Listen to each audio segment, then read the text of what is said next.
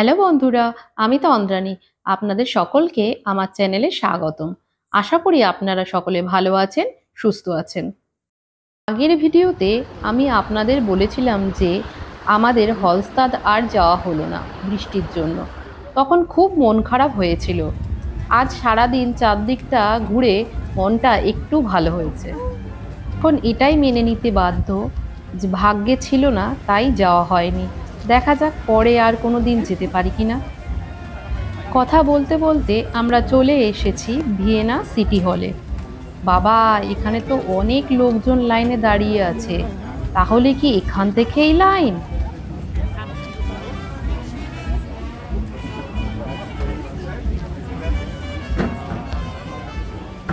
আমি সামনে গিয়ে দেখতে গেল এত লাইন কিসের। সামনে গিয়ে জানতে পারলাম এখানে সার্কাস বসেছে, তার জন্য এই লাইনটা। পাশে তার টিকিট বিক্রি হচ্ছে।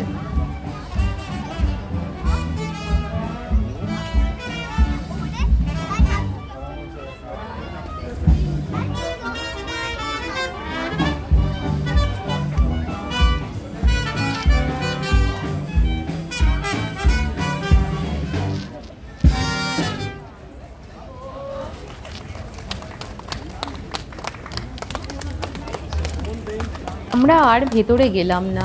সার্কাস দেখতে গেলে অনেকটা সময় নষ্ট হয়ে যাবে, আর অন্য সমস্ত কিছু আর দেখা হবে না। সার্কাস তো সব জায়গাতেই একই রকমই হয়।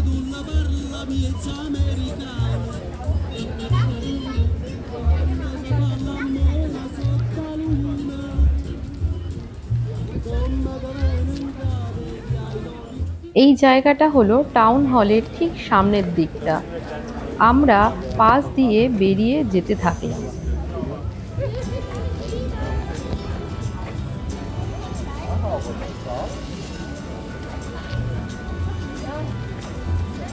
চলো চার্চের এখান থেকেই দেখে নিই, আর কোথাও যাওয়া যাবে না।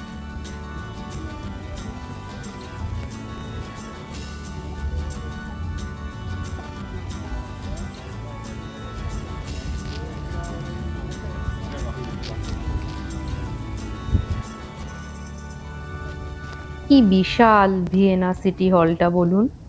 এটি একটি বিশাল পৌর ভবন। এখানে এখন বলবাজার এবং ইভেন্টের আয়োজন করা হয়, যেমন এখন সার্কাস চলছে।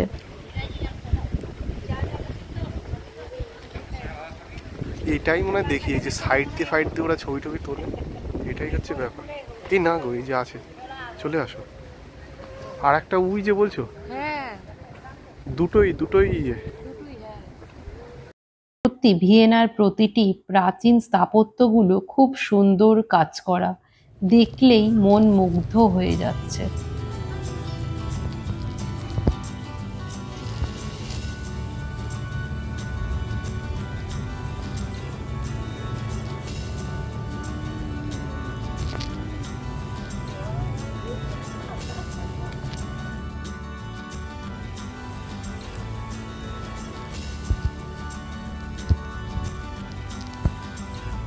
জানা যায় ভিয়েনা সিটি হলটি 1800 শতকের তৈরি করা হয়, কিন্তু দ্বিতীয় বিশ্বযুদ্ধের সময় বোমা হামলার ফলে এই হলটির উল্লেখযোগ্য ক্ষতিগ্রস্ত হয়। 1970-এর দশকে পুনরায় হলটিকে সংস্কার করা হয়।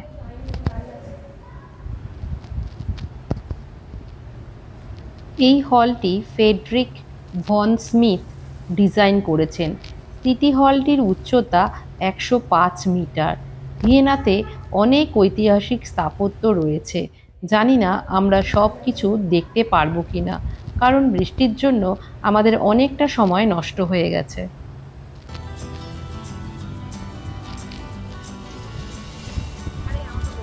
আরে এই পাশ দিয়ে বাম দিক দিয়ে বেরিয়ে লোকজন যাচ্ছে, আমি দেখে নিয়েছি। বলবে যে হপ অন হপ অফ, এই বাসগুলো থাকে এখানে। আপনারা যখন ভিয়েনা আসলে পরে এই সব বাসে ঘুরতে পারেন, এরা সাইট সিইং করাতে হেল্প করে আপনার।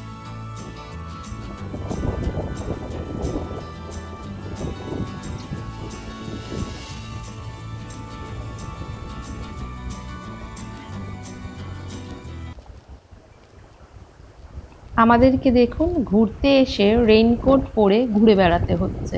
কি অবস্থা!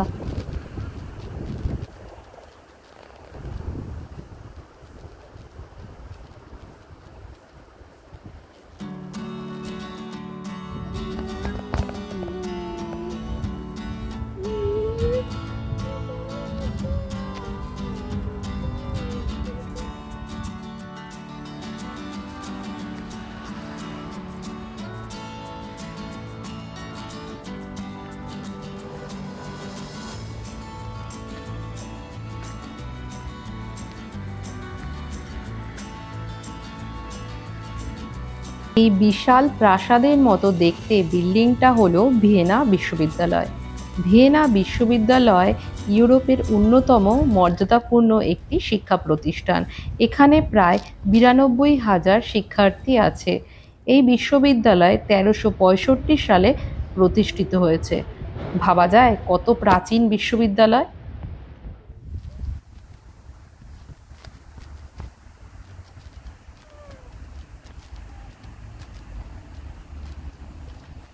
দেখো জল জল আছে। এবার আমরা চললাম একটা ক্যাথিড্রাল চার্চ দেখতে। অনেকগুলো চার্চ আছে ভিয়েনাতে। চার্চগুলোতে ভেতরে ঢোকা যায় নির্দিষ্ট সময়ে। চার্চের ভেতরে ঢোকার জন্য কোনো প্রবেশ মূল্য লাগে না, প্রাগের মতো।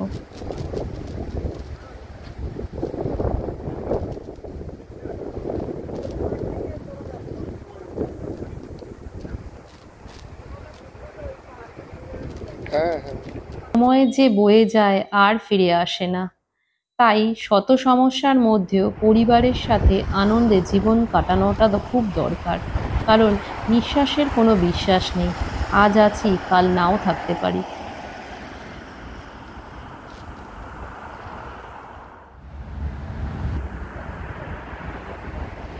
মা চলে যাওয়ার পর থেকে এটা আমি খুব ভালো করে বুঝেছি।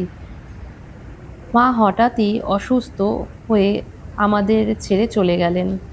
অনেক কিছু প্ল্যান করা ছিল আমাদের, তা আর কিছুই হলো না। শুধু রয়ে গেল সমস্ত স্মৃতি। সবসময় জীবনটাকে ভালো করে উপভোগ করা উচিত। কেরিয়ার গড়তে গড়তে বয়সও চলে যায় এবং চলে যায় চলাফেরা করার সামর্থ্যও। বার্ধক্যে পৌঁছে তখন আক্ষেপ করা ছাড়া আর কিছুই থাকে না।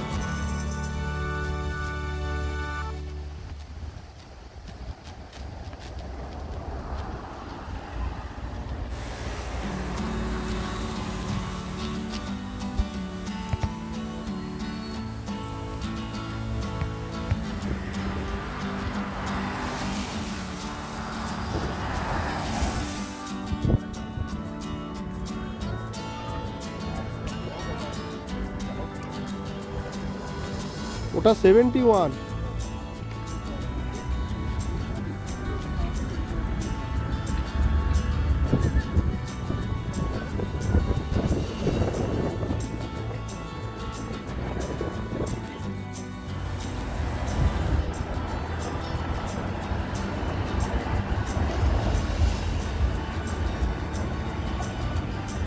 আমরা এবার ট্রামে করে যাব। বলতে বলতে ট্রাম চলে এসেছে আর আমরা উঠে পড়েছি। জানলা দিয়ে আগে হেঁটে যাওয়া সমস্ত জায়গাগুলো দেখতে দেখুন কত সুন্দর লাগছে।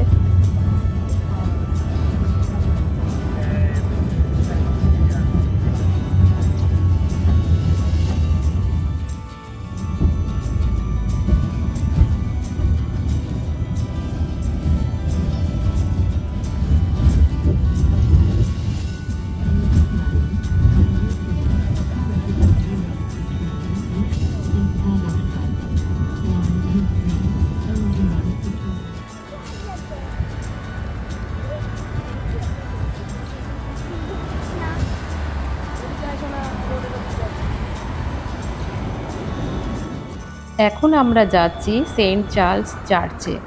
সেন্ট চার্লস চার্চটি কার্লস কির্চে নামেও পরিচিত। সেন্ট চার্লস গির্জাটি 1737 সালে প্রতিষ্ঠিত হয়।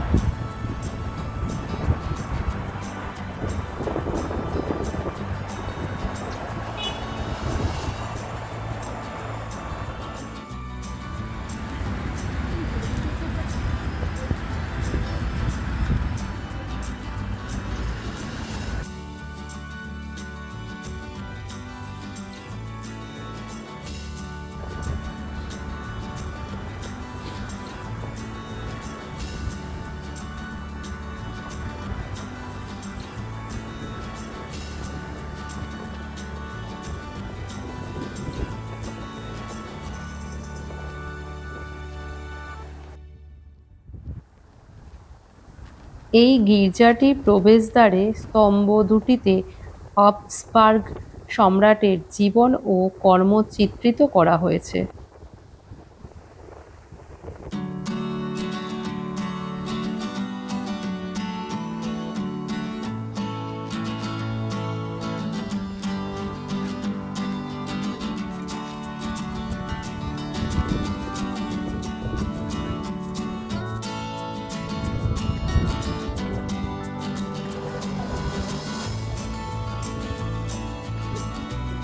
এটা দেখে চলো বাবা, আমরা বেরিয়ে যাবো।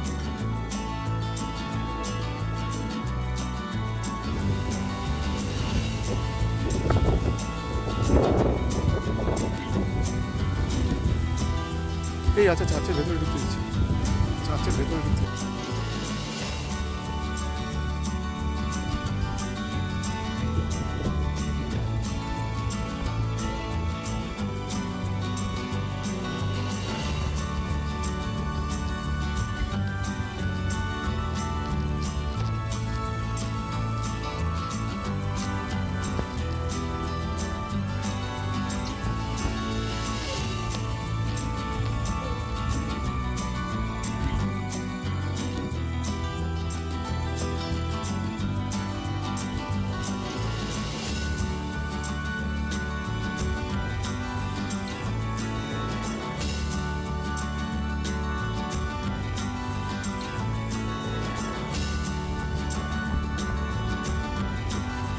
আজ রবিবার, তাই চার্চের ভেতরে প্রার্থনা চলছে।